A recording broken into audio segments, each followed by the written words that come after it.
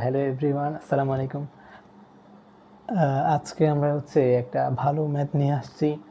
এই ম্যাথটা কোনো অধ্যায়ের চিত্রটা দেখে গেস করা যাচ্ছে। হ্যাঁ, এই যে চলতরিতের একটা ম্যাথ।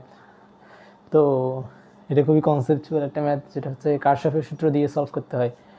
কারশফের সূত্রটা তো তোমরা শিওর জানো। হ্যাঁ, যে প্রথম সূত্রটা, কারশফের সূত্রটা যে কাজে লাগে সেটা আমরা ম্যাথটা সলভ করতে করতে আসলে দেখতে পাবো।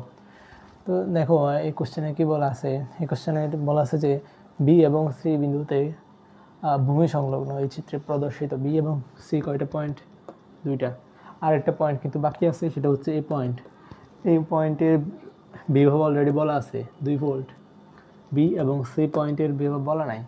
যাই হোক, পরের প্রশ্নের পর পার্টটা আমরা পড়ি। তো ভূমি সংলগ্ন আছে বি এবং সি, ভালো কথা। এখন তুমি যদি ভূমি সংলগ্ন দেখো, সাথে সাথে ধরে নেবে ভূমি সংলগ্ন মানে কি 0 ভোল্ট। তার মানে সি পয়েন্টের ফি ইকুয়াল টু 0 ভোল্ট, আর বি পয়েন্টের ফি ইকুয়াল টু কত হবে? ডেফিনেটলি কি 0 ভোল্ট। হ্যাঁ, সো দুইটা ভোল্টেজ পাওয়া গেছে, কার কার? বি এবং সি পয়েন্টের। হ্যাঁ, এখন কি লাগবে আমাদের? 5 ওহম রোধগুলোর মধ্য দিয়ে প্রবাহ, অর্থাৎ আমাদের 5 ওহম যে রোধগুলো আছে, এই যে একটা, দুইটা, তিনটা, কয়টা রোধ? 3টে রোধ। তার মানে 3টা প্রবাহ আমাদেরকে বের করতে হবে, রাইট? এখন দেখো একটা জিনিস, প্রবাহ সবসময় উচ্চ বিভব থেকে নিম্ন বিভবের দিকে যায়। এখানে হাই ভোল্টেজ কোনটা বা উচ্চ বিভব কোনটা? ডেফিনেটলি এই পয়েন্ট। এই পয়েন্টে ভোল্টেজটা হাই, এবং লোয়ার ভোল্টেজ কোন কোন পয়েন্টে আছে? বি আর সি।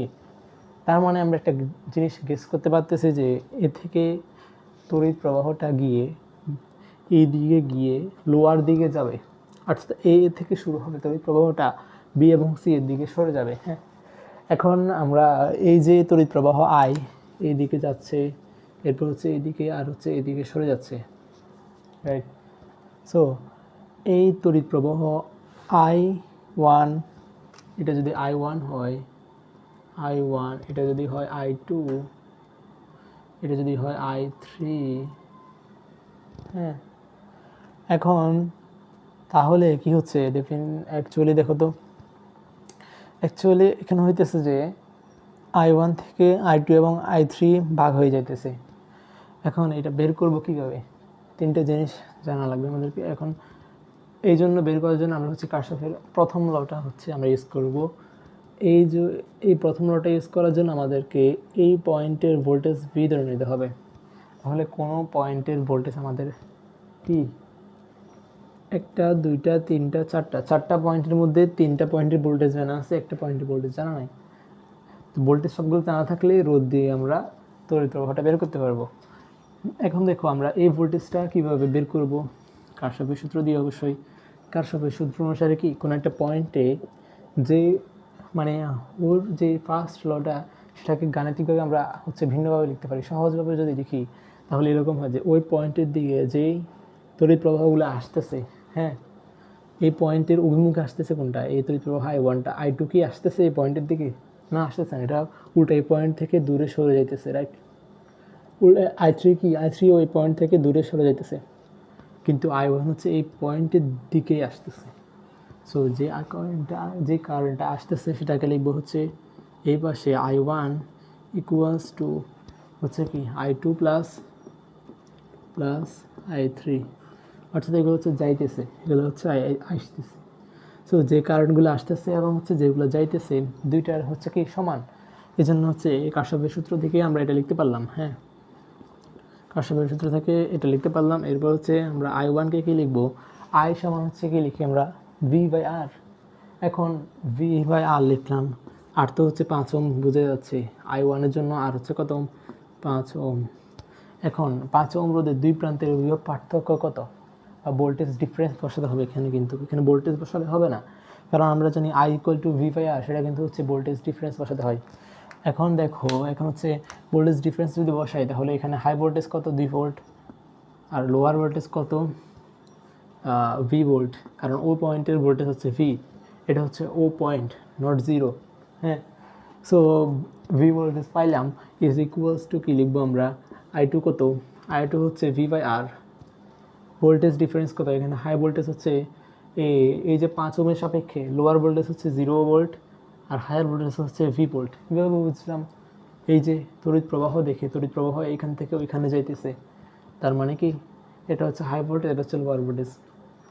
তো এখানে হাই ভোল্টেজ কত? ভি -0/5।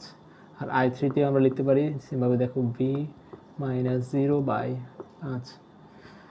এখন একটা জিনিস খেয়াল করো, আচ্ছা খেয়াল না করলে মানে এটাকে জাস্ট আমরা হচ্ছে ক্যালকুলেশন করলে চলে আসবে 2 - v/5 ইকুয়ালস টু, এখানে রোম লেখার দরকার নাই, এখানে কত আসে?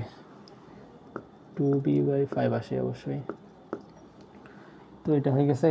এই পাশে নিয়ে গেলে কি হচ্ছে? এই পাশে না, এটাকে এই পাশে নিয়ে গেলে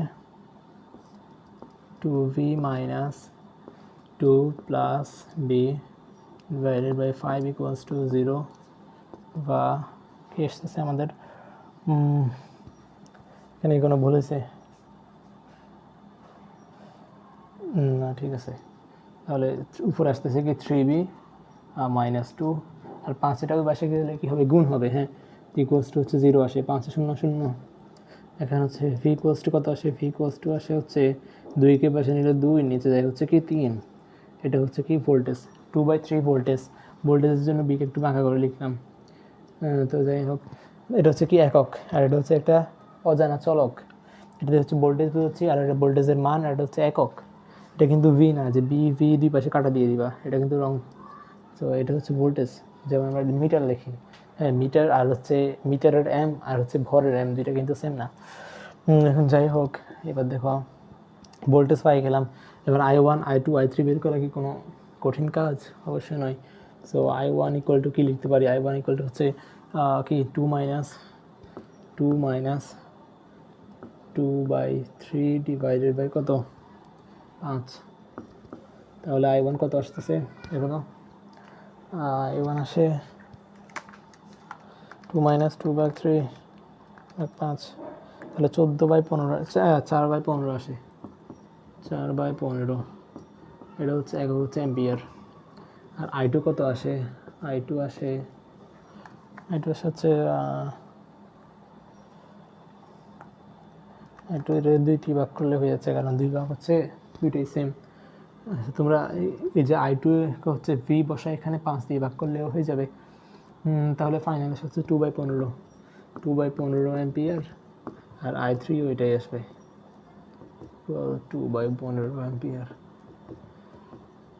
তো আজকের ভিডিওটা হচ্ছে এতটুকুই ছিল। আশা করি এখানে আমি কি বুঝাইছি তোমরা বুঝছো। হ্যাঁ, সে এখানে অ্যাকচুয়ালি হচ্ছে ভোল্টেজটা বের করলে আর তেমন কঠিন কিছুই না, পুরোটা হচ্ছে হালকা একটু কনসেপচুয়াল ম্যাথ ছিল। তো এই কনসেপচুয়াল ম্যাথটা আশা করি সবাই বুঝছো। তো সবাই চ্যানেলটা সাবস্ক্রাইব করে রাখবে, ইনশাআল্লাহ নতুন নতুন ভিডিও দিব। আসসালামু আলাইকুম।